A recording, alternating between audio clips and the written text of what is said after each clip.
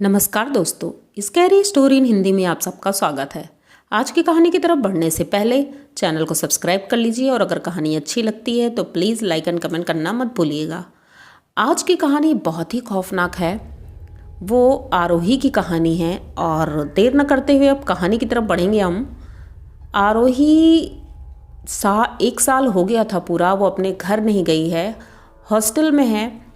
Mummy papa से एक छोटी सी बात की वजह से नाराज़ हो गई थी। जैसे मम्मी रोक टोक करती हैं, पापा रोक टोक करते हैं, इस वजह से वो नाराज़ थी और पूरा 1 साल हो गया था वो अपने घर नहीं गई थी। लेकिन आज उसे अपने घर की बहुत याद आ रही थी और छुट्टियां हुई थी तो उसने सोचा कि अब मुझे घर जाना चाहिए। बहुत खुश थी कि अब इतनी छुट्टियों में मैं घर में ही रहूँगी और खूब एंजॉय करूँगी।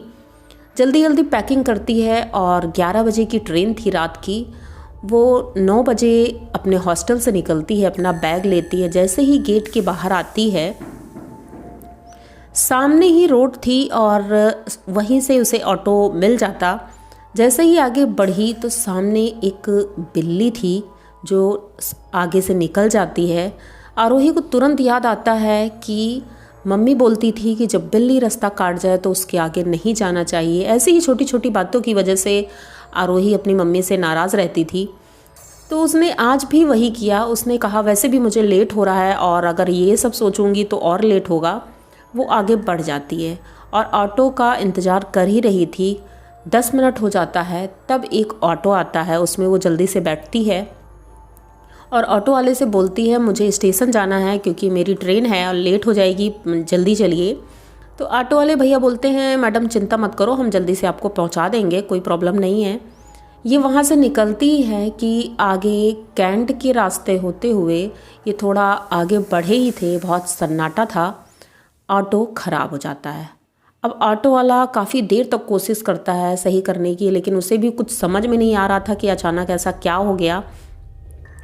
तभी आरोही बोलती है कि भैया ऑटो सही होगा या नहीं। तो उन्होंने बोला कि मैडम कुछ समझ में नहीं आ रहा है इसमें क्या हो गया है। ऐसा है आगे चौराहे से आपको ऑटो मिल जाएगा, तो आप वहाँ से ले लीजिए क्योंकि ट्रेन लेट हो जाएगी और पता नहीं इसमें अभी कितना टाइम लगेगा। तो वो बोलती ठीक है। वो जल्दी से अपना बैग उठाती है और वहाँ से पैदल ही निकल जाती है। वो उस रास्ते से धीरे धीरे पैदल चल ही रही थी और थोड़ा जल्दी भी जाना था क्योंकि 10 बज चुका था और 11 बजे की ट्रेन थी।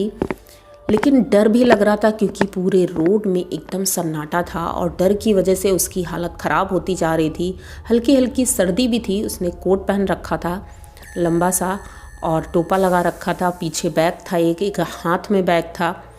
वो धीरे धीरे चल रही थी और इधर उधर देख रही थी। तभी उसे एक पेड़ के पास से कुछ आवाज़ आती है। वो उधर देखने लगती है। उधर एक तेज़ रोशनी थी जिसे ये देखती है कि ये लाइट आखिर आ कहाँ से रही है क्योंकि कुछ समझ में नहीं आ रहा था। और वो आवाज़ बहुत ही अजीब थी, जैसे कोई कुछ कहना चाह रहा है, लेकिन ये अवॉइड करती है और जल्दी जल्दी आगे बढ़ने लगती है। फिर जब चौराहे पर पहुंचती है तो वहाँ खड़ी रहती है, वेट करती है ऑटो का, लेकिन कोई भी ऑटो नहीं आ रहा था। तभी उसे बगल में एक पत्थर पर एक औरत बैठी हुई दिखती है। उस औरत को जैसे ही आरोही देखती है, एक नज़र ही देखा था उसने। वो मटमैले से कपड़े पहने थी, लंबे लंबे उसके बाल थे और नीचे सर करके वो बैठी हुई थी। लेकिन फिर भी इसने ज़्यादा ध्यान नहीं दिया। इसका ध्यान सिर्फ ऑटो की तरफ था कि जल्दी से कोई ऑटो आया और मैं जाऊं।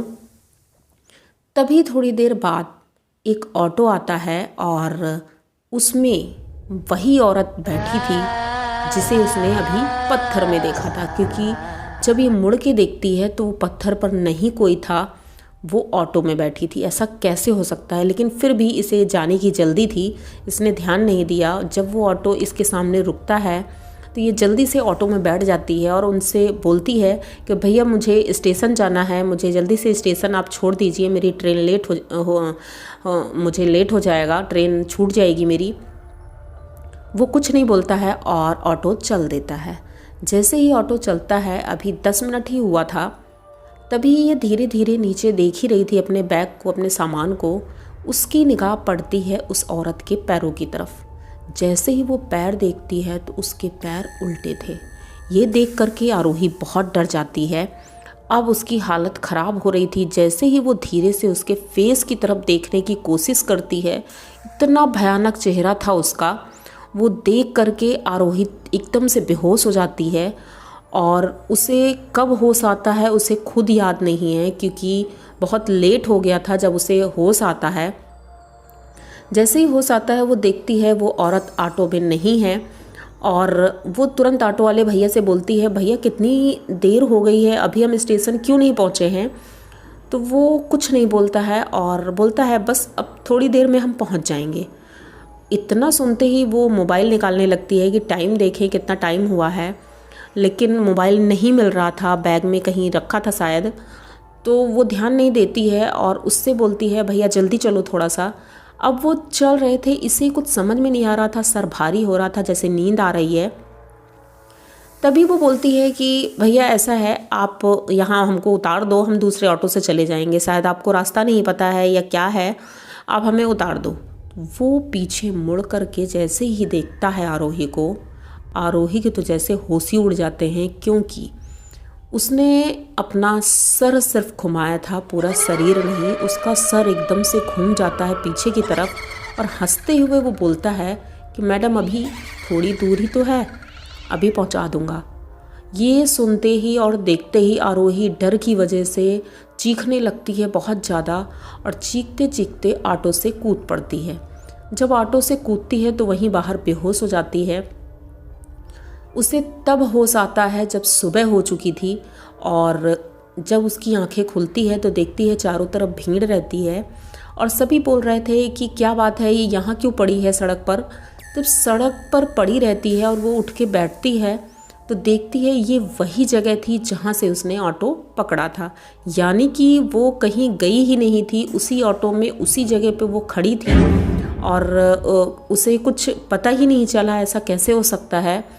वो अपना बैग उठाती है और इतना घबरा रही थी, डर रही थी, सब पूछते हैं लेकिन वो किसी को कुछ नहीं बताती है।